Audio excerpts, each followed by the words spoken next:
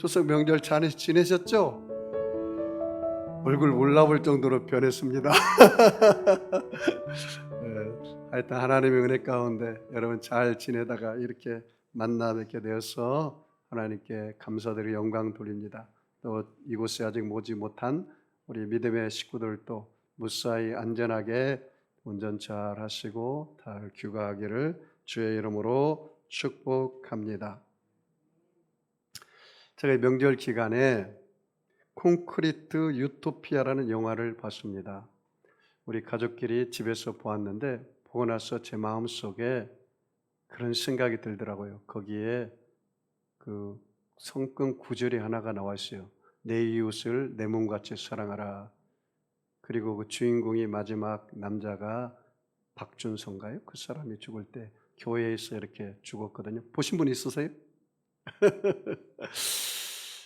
그 대충 이야기를 하면은 대지진으로 한국에 있는 모든 아파트는 건물들이 다 무너져 버리고 말았어요.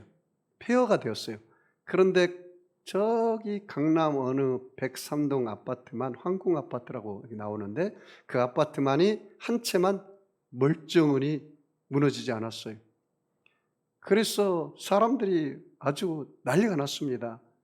그리고 혹한 추위가 다가오기 때문에 밖에서 자면 다 얼어 죽고 그런 상황이 되었어요. 그런데 아파트에서 주민회의가 벌어졌습니다.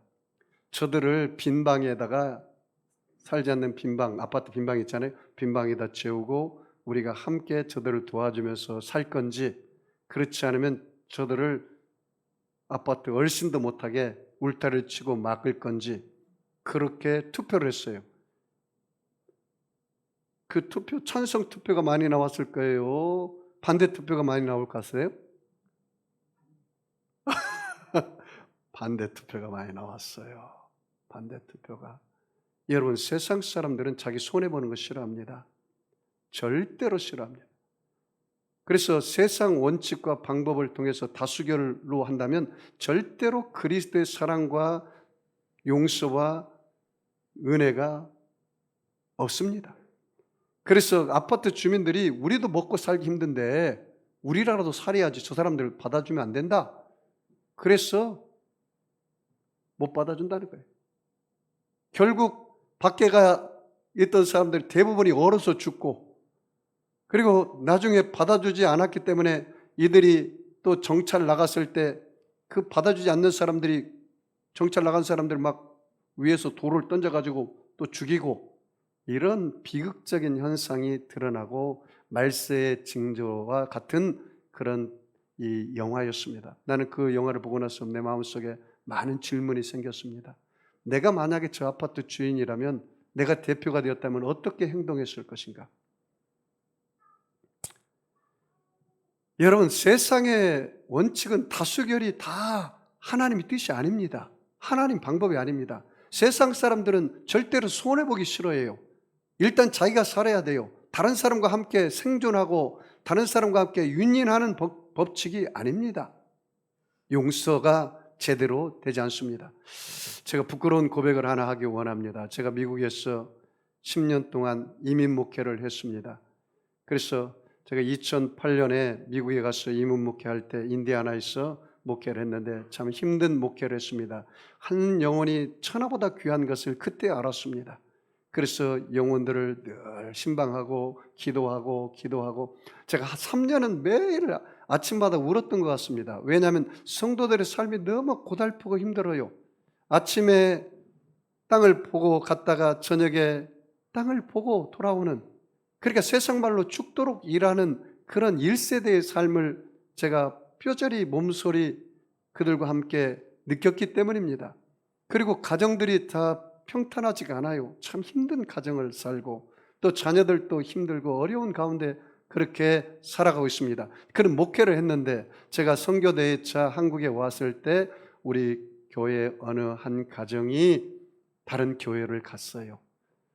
물론 제가 잘 관리하지 못한 것도 있겠지만, 그런데 그 교회로 갔을 때 나중에 이야기 들은 그 목사님이 내가 없는 동안에 그 남편 되신 분을 신방을 해서 2차 저차해서 그 남편이 그 교회로 가겠다는 거예요. 그런 바람에 우리 여자 성도님도 그 교회로 가겠다는 거예요. 그래서 내 마음에 큰 낙심과 절망이 다가왔습니다. 그리고 그 목사만 보면 막 이가 갈리는 거예요. 아주 미워서 못 살겠어요. 그래서 목회자들 모임에 가면은 얼굴도 보지 않았습니다. 왜? 뭐 저런 목사가 다 있냐? 응? 장사를 해도 상도가 있는데 이럴 수가 있느냐? 그러면서 제 마음속에 도저히 용서가 안 되고 미움이 다가오고 내 마음속에 그렇게 되었어요. 근데 부끄러운 고백입니다. 목사가 되어가지고 아니 다른 목사님을 미워하면 되겠습니까? 아무리 그런 일이 있다고 해도. 그런데 용서가 안 되는 거예요. 미움이 가득 찼어. 그래서 기도를 하는데도 내 마음에 절망과 낙심이 되고 내게 자책의식만 다가오고 내 못난 모습만 바라보게 되고 그래서 눈에서 눈물이 떠나지가 않아요. 그래서 내가 성경을 시편 말씀을 읽다가 하나님께서 나에게 위로해 주더라고요. 내 영혼아 내가 어찌하여 낙심하며 어찌하여 절망하느냐. 너는 하나님을 바라라. 그 얼굴에 도우심을 인하여 내가 오히려 찬송하리로다. 예수님이 나를 위해서 십자가에서 물과 피를 다 쏟으시고 내 죄와 허물을 용서했는데 너는 어찌하여 용서하지 못하느냐. 그런 음성을 내가 들었어요. 너는 나보다도 더 큰 모욕을 당한 적이 없는데 왜 용서하지 못하느냐 그러더라고요. 주님께서. 그 양도 다 내 양이니까 너는 다 용서하라. 그런 마음이 내가 가득 찼어요. 그래서 제가 때가 되어서 제가 그 지역의 연합회, 목회자 연합회 회장이 되었습니다. 그런데 그 목사를 제가 총무로 세웠어요. 그리고 용서했습니다. 사랑했습니다. 내 마음이 그렇게 편하고 좋을 수가 없어요. 그 목사를 보면 사랑스럽더라고. 확 깨물어주고 싶더라고요.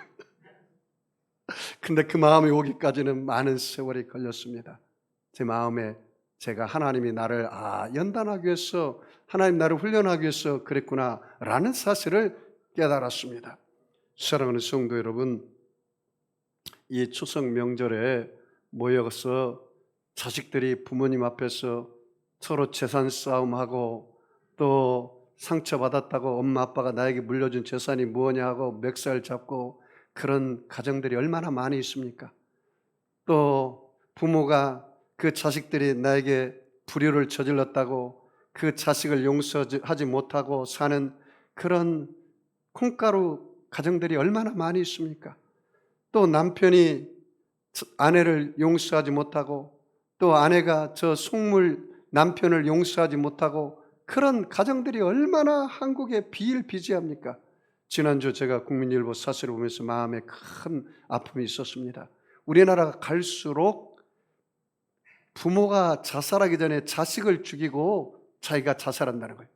왜 그러냐 이유를 봤더니 경제적인 어려움이 다가오니까 그 어린 자녀들에게 그 경제적인 어려움을 물려주지 않기 위해서 자기가 죽을 때 그 어린 자식들도 생명을 끊었다는 거예요. 여러분 그것은 살인행위입니다. 그 자녀가 태어나는 그 순간 그 인격체는 하나님이 이 땅에 보내준 거지 부모의 소유물이 아닙니다. 여러분 생명은 하나님이 주신 거예요. 그 주권은 하나님께 있는 거지 사람이 행사하는 거 아닙니다. 여러분의 목숨도 마찬가지입니다. 우리 한국이 OECD 국가 중에 자살률이 1위입니다. 하루에 25명 이상 자살합니다. 한 달에 1000명 이상 자살합니다. 여러분 이 생명의 주권은 하나님 것이지 내 것이 아니에요. 절대로 여러분 아무리 힘들고 어려워도 자살하면 안 됩니다. 그건 주권 행사를 하기 때문에 지옥 가는 것입니다. 여러분 이 말세에 사람들 마음속에 억울함과 그 원통함을 풀지 않아요. 용서하지 않아요. 그 용서하지 않으면 절대로 여러분 기도가 하늘에 올라가지 않아요. 예수님께서 제자들에게 뭐라 했습니까? 너희가 예배 드리기 전에 하나님께 제단에 예물을 드리기 전에 형제와 원수진 것이 있으면 뭐라고 해요? 서로 화해하고 와서 내게 예물을 드리고 예배를 드리라 그렇게 말씀하지 않았습니까? 여러분이 오늘 부부싸움을 하고 풀지 않고 예배 드렸다면 그는 예배 드리고 나서 반드시 푸세요. 또 형제들 간에 또 부부 간에 그런 원수지간이 있다면 그것을 풀어야 하는 것입니다. 목사님 나는 죽는 한이 있어도 그 사람 용서하지 못합니다. 오늘 예수님의 용서를 배우십시오.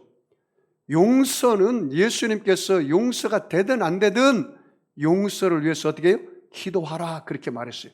오늘 본문 말씀 누가복음 11장 4절 말씀 우리 다 같이 한번 읽어볼까요?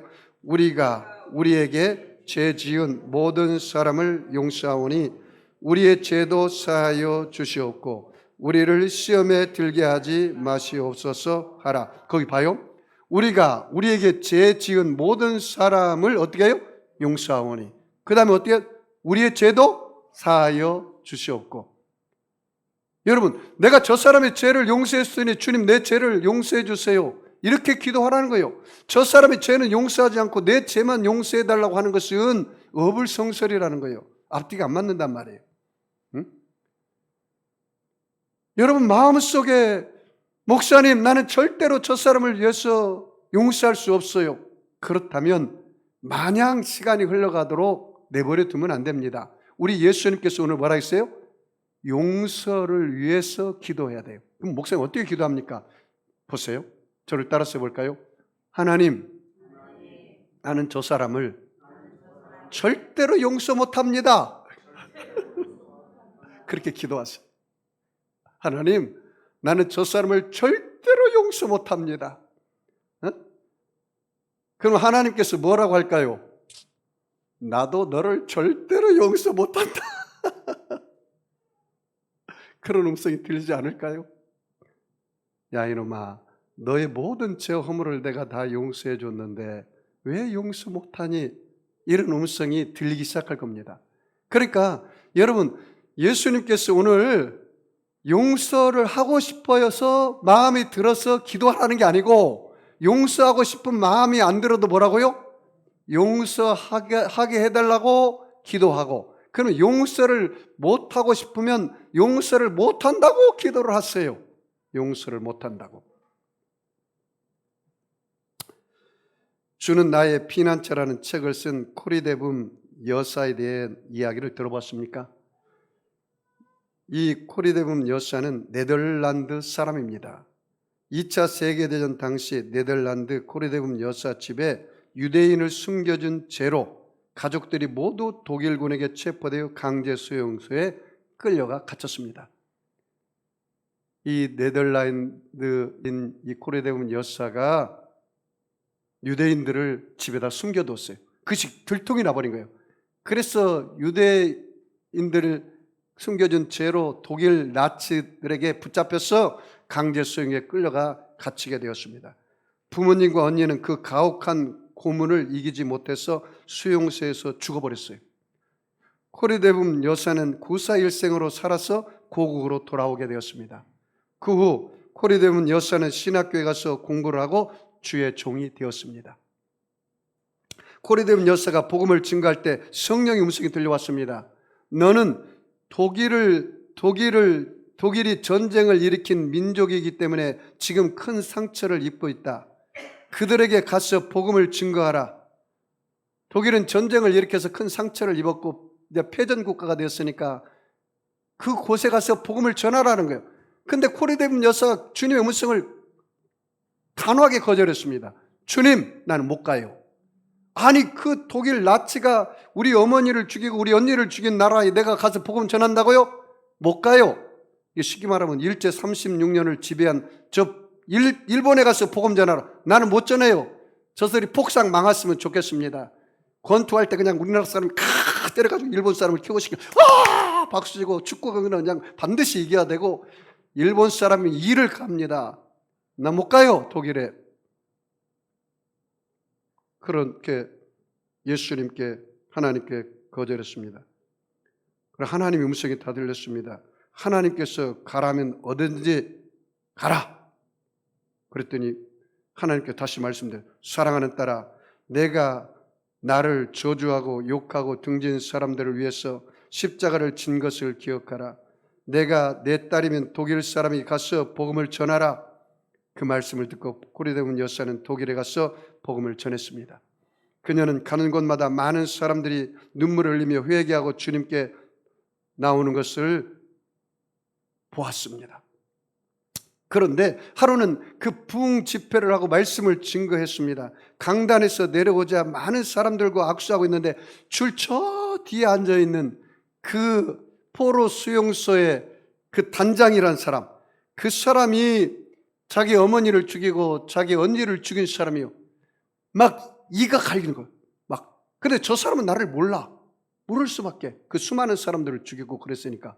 그런데 이 코리데움 여사는 그 이가 갈리고 나는 저 사람을 도저히 용서할 수 없는 마음이 분이 막 이렇게 일어나고 있었어요. 그 사람 한 남자가 허름한 외투를 입은 한 남자가 앞으로 다가오는 것을 보고 여사는 심장이 멎고 온몸의 피가 거꾸로 흐르는 것을 같았습니다. 왜냐하면 그는 강제 수용소에서 자기에게 무시무시한 고통을 가한 악명 높은 강제 수용소 감독이었기 때문입니다.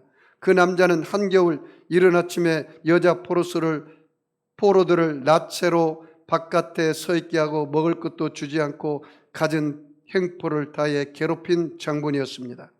바로 그 사람 손에 여사의 사촌 언니 베시가 강간당하고 견디지 못하여 끝내 수용소에서 죽었습니다.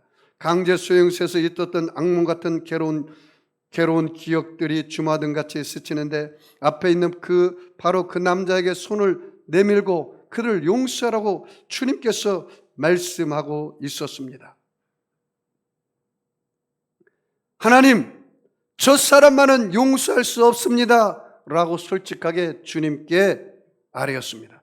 그러나 그녀의 내면에 들려오는 하나님의 음성은 용서하라였습니다.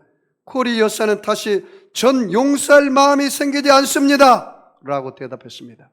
주님은 다시 그녀에게 난 내게 용서할 마음이 있느냐고 묻는 것이 아니라 용서하라는 나의 명령에 순종하겠느냐고 묻는 것이다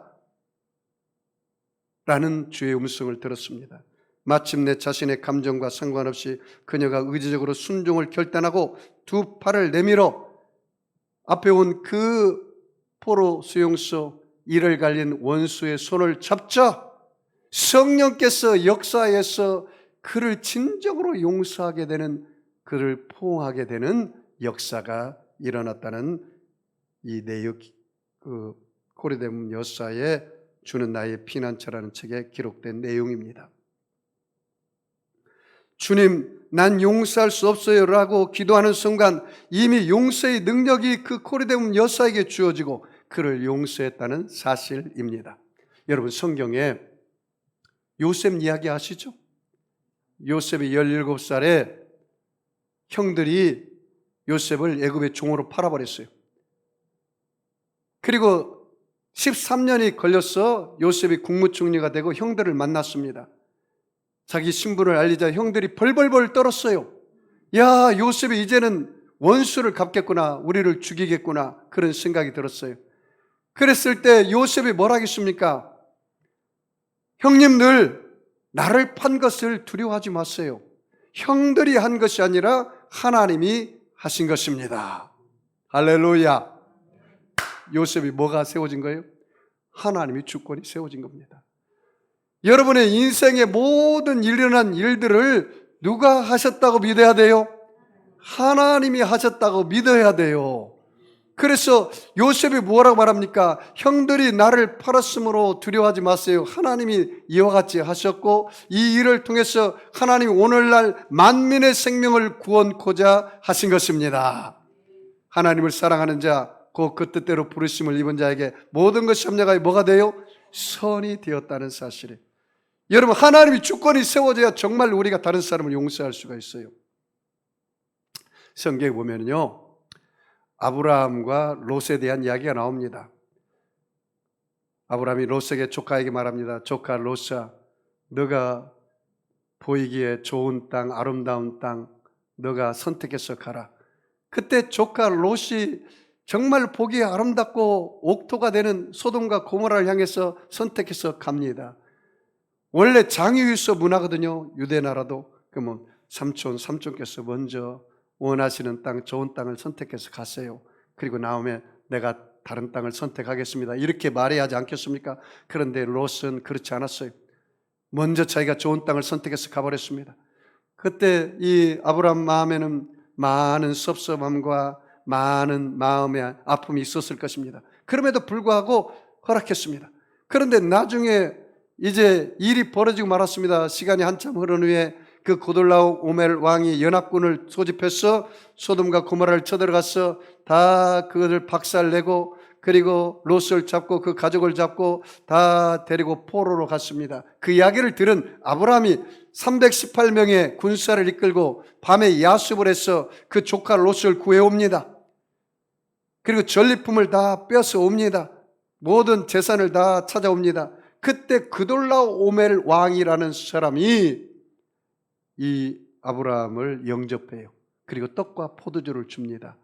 그래서 너무나 감사해서 전리품의 10의 1조를 그돌라오멜 왕에게 바칩니다. 이 그돌라오멜은 영원한 대제사장입니다.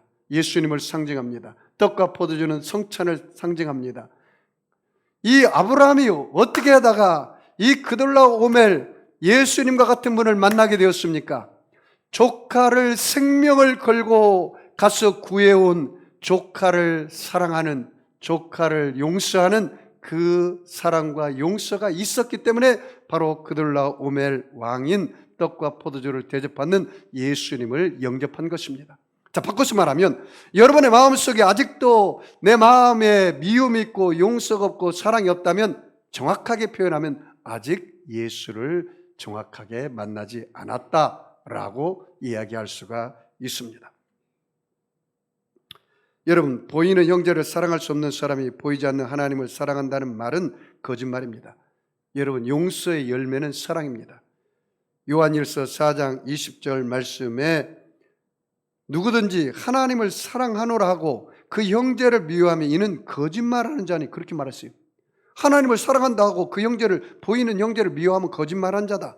보는 바 그 형제를 사랑하지 아니하는 자는 보지 못하는 바 하나님을 사랑할 수 없다, 그 말이에요. 아니, 보이는 형제도 사랑하지 않는 너가 보이지 않는 하나님을 사랑한다고 말하는 것은 그것은 거짓말이다. 성경이 그렇게 말하고 있어요. 여러분, 하나님은 사랑이라 했어요. 여러분 믿으십니까? 하나님은 사랑이다, 그렇게 말했어요. 예수님은 용서와 사랑의 마음을 표현했었다는 사실입니다. 한국 사람들이 참 표현력이 부족해요.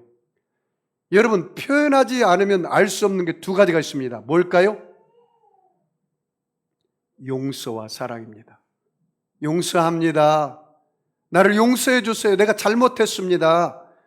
그것을 표현하라는 거예요. 그리고 사랑합니다. 그것을 표현하라는 거예요. 아니, 목사님, 표현 안 해도 내 아내가 나를 사랑하는 줄 알고 내 자식들이 나를 사랑하는 줄 알아요. 아니올시다. 표현해 주세요. 응? 표현해 주세요. 한번 연습해 보겠습니다. 우리 가족들은 사랑합니다 해보세요. 용서합니다. 용서해 주세요. 잘못했습니다. 미안합니다. 수고하셨습니다. 이게 천국 방언이요. 무슨 랄랄랄랄랄라 이것만 천국 방언인 줄 아세요? 진짜 천국 방언은 이거요. 사랑합니다. 가족끼리 한번 껴안아 주세요. 사랑합니다. 한번 해봐요. 사랑합니다. 미안합니다. 용서해 주세요. 여러분, 이게 천국 방언이야. 천국 방언. 무슨 교회나 기도원에 가서 랄랄랄랄 이것만이 방언이 아니에요. 진짜 방언은, 천국 방언은 사랑합니다. 미안합니다. 용서해 주세요. 이거예요, 이거. 그럼 가정이 얼마나 화목할까요? 응? 어떤 분이 그러더라고요. 목사님, 남자가 어떻게 남편이 된 아내한테 미안하다고, 자식들한테 다 큰 이 아빠가 자식들한테 미안하다고 하고 죄송하다고 합니까? 아니올시다. 미안하다, 죄송하다, 잘못했다 한 사람이 큰 사람인 줄 아세요? 네? 별 볼 일 없는 사람들이 미안하다, 죄송합니다 못하는 거지. 무슨 자존심이 사람 밥 먹여줍니까? 가정을 살려야죠. 여러분, 우리 예수님께서, 하나님께서 우리를 사랑한다는 말을 말로만 하지 않았어요. 확정했어요. 로마서 5장 8절에 뭐라 했습니까? 우리가 아직 죄인 되었을 때 그리스도께서 우리를 위하여 죽으심으로 하나님께서 우리에게 대한 자기의 사랑을 뭐요? 확증. 어떤 분이 그러더라고요. 목사님, 하나님 나를 사랑한 증거를 내놓으세요. 그러더라고요. 그래, 증거 내놓았다. 예수님께서 너의 죄를 위해서 십자가에 죽으셨다. 예수님께서 부활하시고 너에게 새 생명을 주셨다. 이게 증거다. 성경에 보세요. 하나님 우리를 사랑한다는 말이 깔렸어. 수두룩해요. 그 대표적인 말이 요한복음 3장 16절에 좀 외웠으면 좋겠어요. 하나님이 세상을 이처럼 세상을에다 누구를 넣었으면 좋을까? 나를 넣어보세요. 하나님이 나를 이처럼 사랑하사 독생자를 주셨으니 이는 누구든지 저를 믿는 자는 멸망치 않고 영생을 얻게 하려 하심이니라. 믿으시나요? 하나님이 여러분을 얼마나 사랑하신다고요? 예수님을 십자가에 죽기까지 사랑하셨다니까요. 응? 얼마나 놀랍습니까?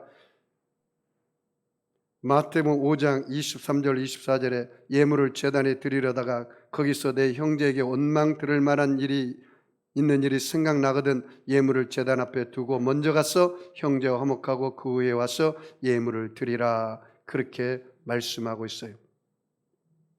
나는 이 사랑이 원잡한 손양원 목사님 이야기를 들을 때마다 가슴이 뭉클하고 나는 손양원 목사님 발꿈치도 따라가지 못하는 목사구나라는 생각을 늘 해봅니다. 손양원 목사님이 일제시대에 신사참배 거부로 인하여 옥고를 여러 번 치르셨습니다. 6.25 사변 계기로 순교하셨습니다. 그래서 사랑의 사신이라는 말이 있습니다. 이분의 삶에 두드러진 부분이 많이 있지만 그 중에 1948년 여순 반란 사건 때 이분은 하나님께서 부탁하신 원수까지도 사랑하라는 명령을 어떻게 실천하셨는가를 보여주는 사건이 있습니다. 여순 반란 사건 때 그의 아들 동인과 동신이 형제가 안재선이라는 그 빨치산에 의해 학살을 당하게 되었습니다. 바로 그때 손양원 목사님은 몇 차례 당시 치안을 담당했던 담당 장교를 방문하여 안재선이를 용서해달라고, 그래서 용서를 받았어요. 내 아들을 죽인 사람을 내가 용서한다는데 용서해주라고 용서해줬어요.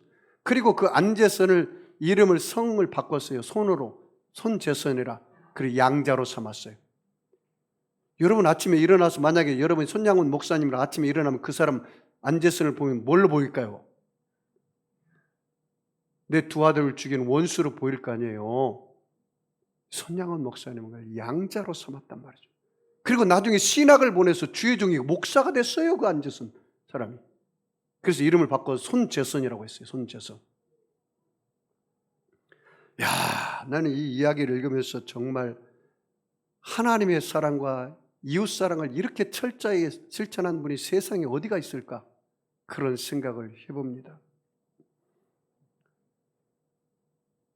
이 손 목사님은 예양원 교회에서 예배를 인도하고 있는데 갑작스런 두 아들의 순교 소식을 접하고도 모든 예배를 정상적으로 인도하고 감사를 드렸답니다. 한번 들어보세요. 하나님, 뜻이 계셔서 두 제 아들을 불러가신 것을 믿고 감사합니다. 하나님, 제 두 아들을 죽인 사람 그 생명을 보존해 주세요. 자기를 아들을 죽인 그 사람을 보존해 달라고요. 제가 전도하겠습니다. 그가 그대로 지옥 가서는 안 됩니다. 자기 아들을 둘이나 죽인 그 안재선을 사람을 영혼을 지옥 가서는 안 된다고 기도하고 있어요. 하나님, 저에게 그를 사랑할 수 있는 마음을 주옵소서. 사랑할 수 있는 마음을 달라고 이 손양원 목사님이 기도하는 거예요. 용서할 수 있는 마음을 달라고 기도하고 있어요. 두 아들 장례식장에서 손 목사님이 인사말했습니다. 제가 이 시간 무슨 답사를 하고 무슨 인사를 하겠습니다마는 그래도 하나님 앞에 감사하는 마음이 있어서 몇 말씀 드립니다. 나 같은 죄인의 혈통에서 순교의 자식이 나오게 하셨으니 하나님 감사합니다. 허다한 많은 성도들 중에 어찌 이런 보배들을 주께서 하필 내게 맡겨주셨으니 이 점 또한 주님 감사합니다. 삼남 삼녀 중에 가장 아름다운 두 아들 장자와 차자를 바치게 된 하나님의 복을 감사를 드립니다. 하나들 순교도 귀하다 하거늘 하물며 두 아들을 순교했으니 하나님 아버지 감사합니다. 예수 믿다가 누워 죽는 것도 큰 복이라 하거늘 전도하다가 총살 순교 당했으니 하나님 감사합니다. 미국 유학 가려고 준비하던 내 아들 미국보다 더 좋은 천국에 갔으니 내 마음이 안심되어 감사합니다.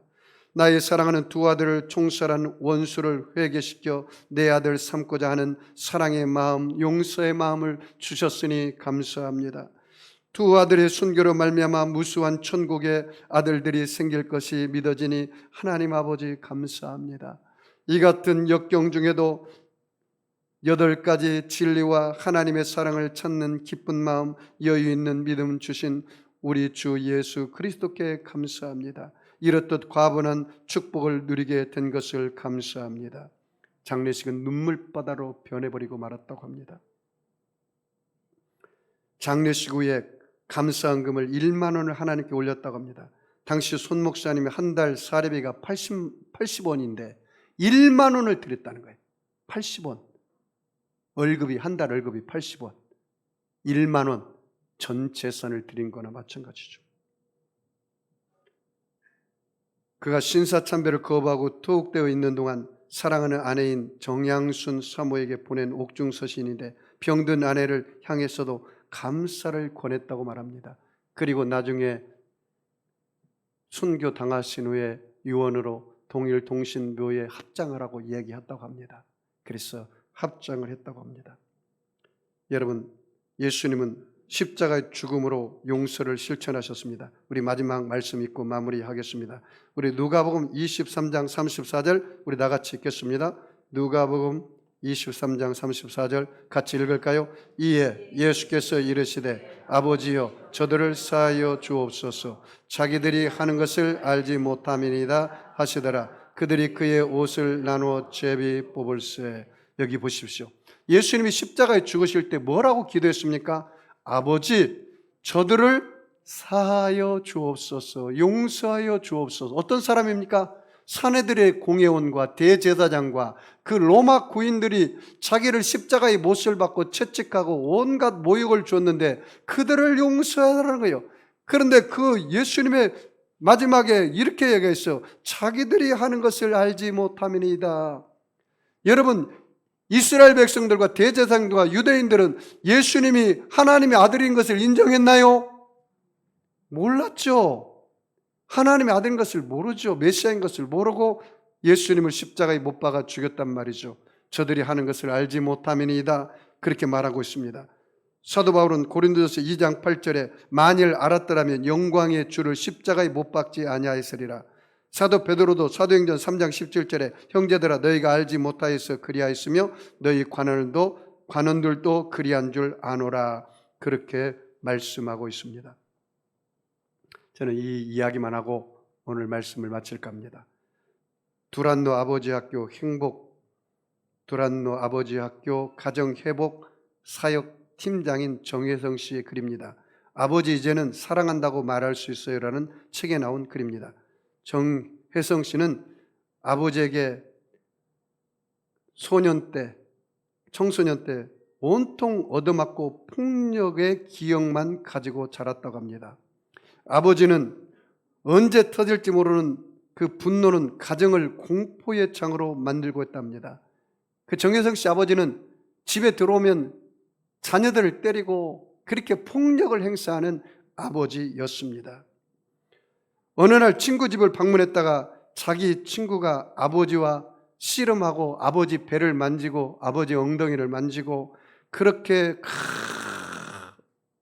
아버지와 함께 노는 것을 보고 이 정혜성 씨는 충격을 받았다고 합니다. 문화적인 충격을 받았다고 합니다. 세상에 저런 아버지가 있느냐? 세상에 저런 아버지가 있느냐? 우리 아들은 나를 너무 자기 친구처럼 무시해가지고 내가 우리 아들은 막 나를 막 이래요. 미국에서 살다 보니까 미국 문화가 그렇잖아요.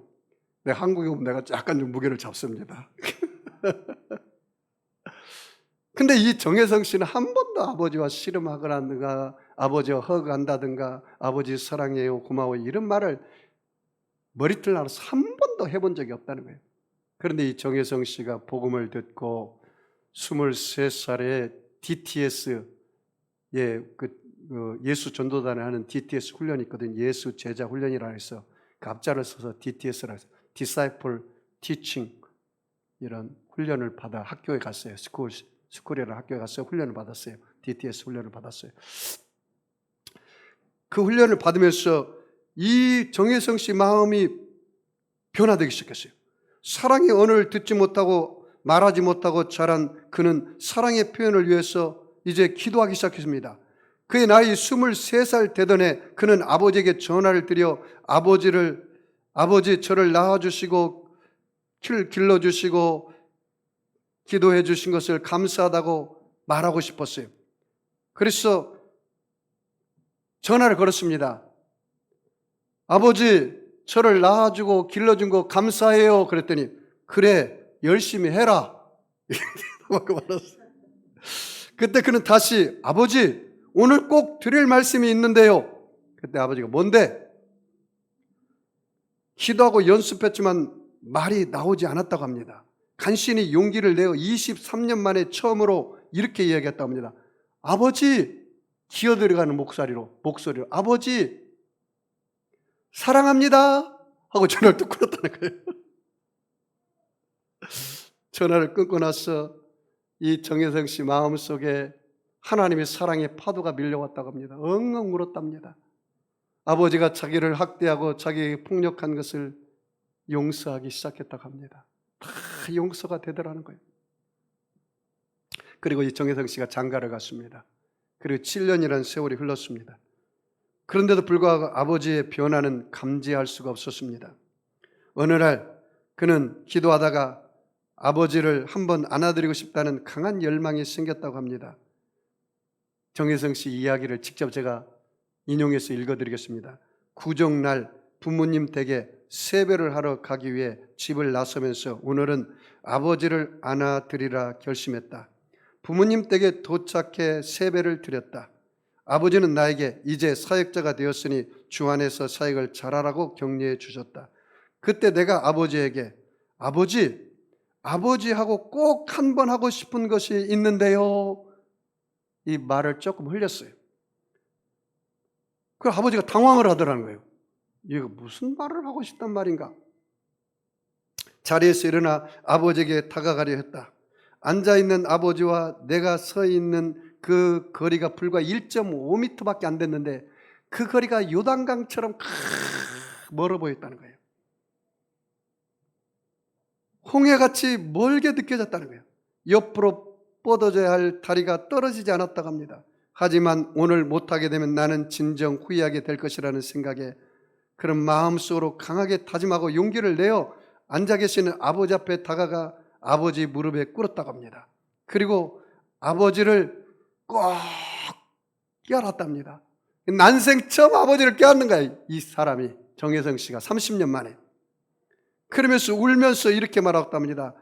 아버지 사랑하고 감사해요. 이렇게 했다는 거예요. 아버지 사랑하고 감사해요. 하염없이 울고 있는 아버지의 모습을 정혜성 씨가 보았다고 합니다.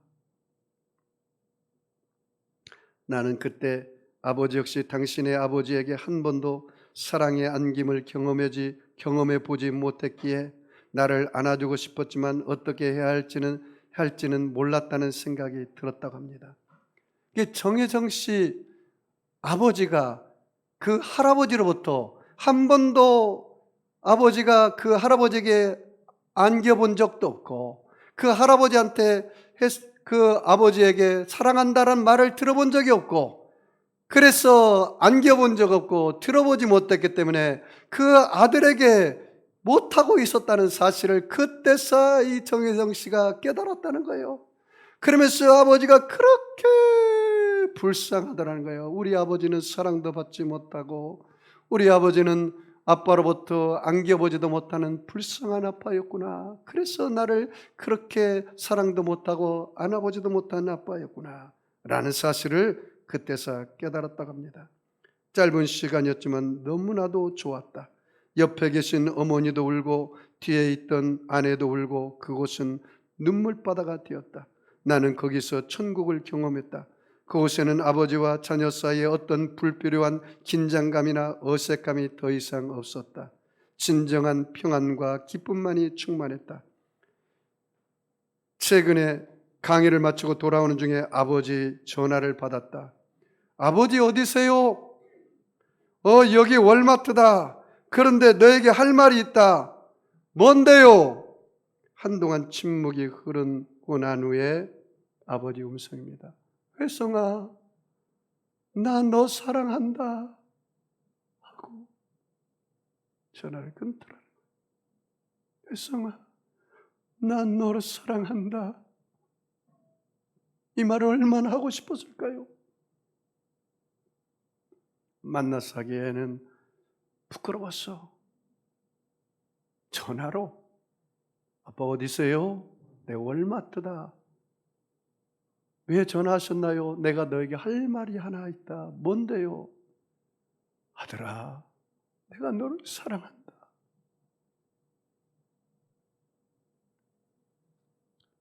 오늘 여러분 십자가를 바라보십시오. 우리 하나님께서 저와 여러분에게 뭐라고 말씀하십니까? 사랑하는 아들들아, 내가 너를 사랑해. 세상에 너를 다 버렸더라도, 부모가 너를 버리고 친구, 형제가 너를 다 떠날지라도 나는 너를 떠나지 않아. 나는 너를 실망시키지 않을 거야. 우리 주님이 우리에게 그렇게 말씀하시는 거예요. 두려워 말라. 내가 너와 함께함이라. 놀라지 말아라. 나는 네 하나님이 됨이니라. 내가 너를 굳세게 하리라. 참으로 내가 너를 도와주리라. 참으로 나의 의로운 오른손으로 내가 너를 붙들어 주리라. 여러분, 예수 믿는 게 무엇입니까? 여러분, 고아와 가부가 아니에요. 예수님께서 감람산에서 부활 승천할 때 뭐라고 말하십니까? 너희는 모든 족속으로 제자를 삼아 아버지와 아들과 성령의 이름으로 세례를 주고 내가 너에게 분부한 모든 것을 가르쳐 지키게 하라. 볼지어다 내가 세상 끝날까지 너희와 항상 함께 있으리라. 우리 주님 우리를 떠나지 않습니다. 우리 주님 우리를 한 번도 배반한 적도 없고, 우리는 주님은 우리를 한 번도 부인한 적이 없고, 우리 주님은 우리를 한 번도 모른 척 한 적이 없습니다. 문제는 내가 주님을 모른 척했죠. 사랑하는 성도 여러분, 그 바울의 고백을 들어보십시오. 환난이나 기근이나 적신이나 위험이나 칼이라 하나님의 사랑에서 우리를 끊을 자가 없도다. 우리는 하나님의 사랑으로 넉넉히 이기는 자가 되었다. 그렇게 말합니다. 하나님 우리를 너무나 사랑하신다는 거죠. 이사야 선지자도 그렇게 고백합니다. 이사야 선지자 43장에 내가 택하여 지명하여 불렀나니 너는 내 것이니라. 내가 물 가운데 다닐지라도 물이 너를 삼키지 못할 것이고 강을 건널지라도 강물이 너를 삼키지 못할 것이고 불꽃 가운데 다닐지라도 불꽃이 너를 사르지 못할 것은 내가 너와 함께함이니라. 내가 너를 보배롭게 여기노라. 내가 너를 존귀하게 여기노라. 내가 너를 사랑하노라. 목사님, 나는 버림받은 사람인가 봐요. 왜요? 엄마 아빠가 나를 버렸어요. 친구가 나를 버렸어요. 세상이 나를 외면하고 나를 버렸어요. 세상은 여러분을 몰라줄지 몰라도, 부모는 여러분을 몰라줄지 몰라도 우리 하나님은 여러분을 택하시고 사랑하시고 절대 버리지 않는다는 사실을 믿으시기를 바랍니다. 우리 예수님께서 나를 용서하시고 사랑하신 것처럼 저와 여러분도 예수님의 사랑과 용서를 받았다면 그 사랑을 남은 생애 동안 나눠주면서 살면 어떨까요? 기도하겠습니다.